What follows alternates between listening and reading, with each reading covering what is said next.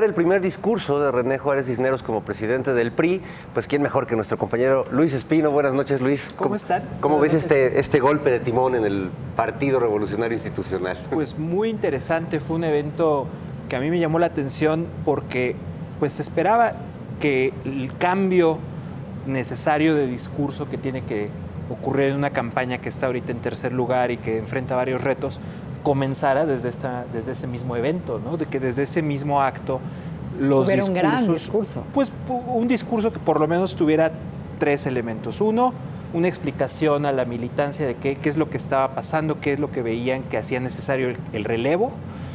Dos, pues un mensaje que dé claridad del rumbo que se tiene que seguir a partir de este momento, por lo menos grandes líneas estratégicas para cambiar el tono y los resultados de la campaña.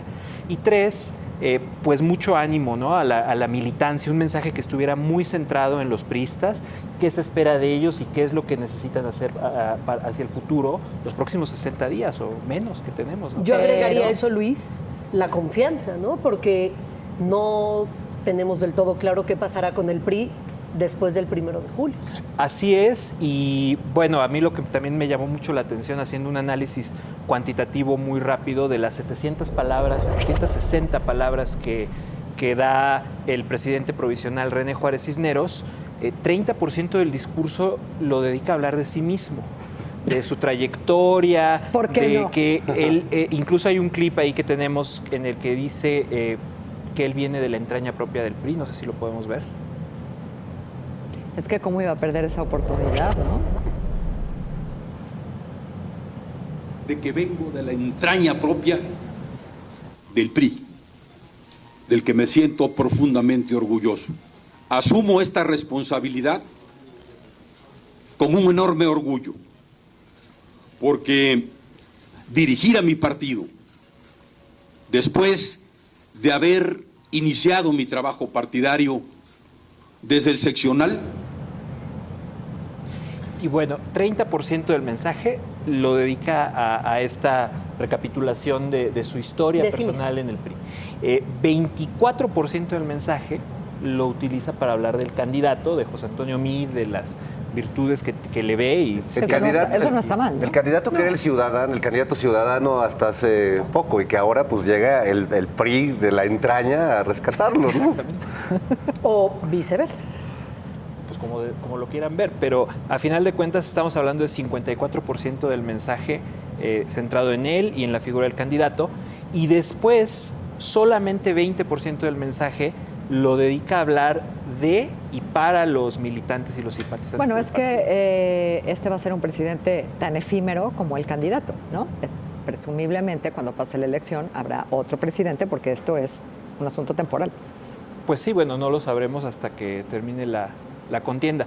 Pero a mí lo que me llama la atención es que solamente 9% del mensaje, que es un mensaje muy breve, le dedica a hablarle a los ciudadanos, ¿no? Que también eso creo que en una campaña es importante, que los discursos, pues sí, en realidad tienen que partir de la base de que te estás tratando de convencer a la ciudadanía de que tu partido y tu candidato son la mejor opción. O deja a la ciudadanía el voto duro, ¿no? O a los priistas. O por otro lado, Luis, quizás no es a los ciudadanos, sino es a los propios integrantes del partido, ¿no? Sí, y llama la atención también, viendo también todo el evento, cómo pues ponen a hablar al presidente del partido saliente, lo felicitan, le dicen que al principio del discurso René Juárez Cisneros le dice que se entregó con pasión, con lealtad y con eficacia, y los resultados hablan por sí mismos, que pues ahí yo no sé si fue bueno o fue malo el comentario, pero a mí me parece que más bien, más que dedicarle tanto tiempo a hablar al presidente saliente y hablar de sí mismo, creo que se deja pasar una oportunidad importante para inyectarle ánimo a la militancia, que es lo que necesita ahorita esa campaña. Luis, ¿no es ya demasiado tarde? O sea, no se tardó mucho en dar este golpe. Veníamos oyendo voces de qué pasa con el candidato, qué pasa con la campaña. ¿Todavía crees que haya margen, por lo menos, de reconfigurar las cosas de cómo están ahora? Sí, bueno, digo, en política siempre hay margen de maniobra para hacer cambios en las campañas. Siempre se puede cambiar de discurso para mejorar, Pero a mí lo que me llama la atención, más que los tiempos, son las formas. Porque si van a hacer esto, digo, pues creo que pudo haber sido un poco mejor planeado para que, como les decía al principio, el cambio de discurso se empiece a notar desde el primer acto del presidente provisional y desde ahí anunciar todos los cambios y desde ahí que se vaya notando cuál es el giro que va a tomar la campaña. Eso te iba a decir, un gran discurso tiene el poder de cambiar el rumbo de una campaña. Pero, o no, María, porque yo no sé si en este caso el daño está hecho con sexenios y sexenios y sexenios de historia, ¿no? Yo no sé si en este momento un discurso o un candidato diferente hubiesen hecho una historia diferente.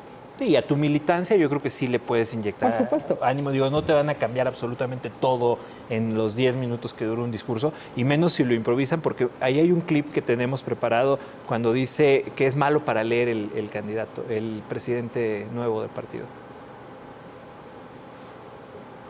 ¿Lo vemos? ¿No? Ya me lo No, llevo. lo vemos. Bueno. Lo vemos, ¿no? Bueno, hay Nos un lo momento, imaginamos. ¿Qué hay un viene? ¿Qué momento- viene? hay un momento en el que él... bueno, ahí. Como se pueden dar cuenta, soy malo para leer.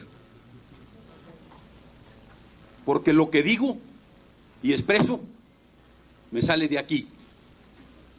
Y me sale de aquí. Más de aquí.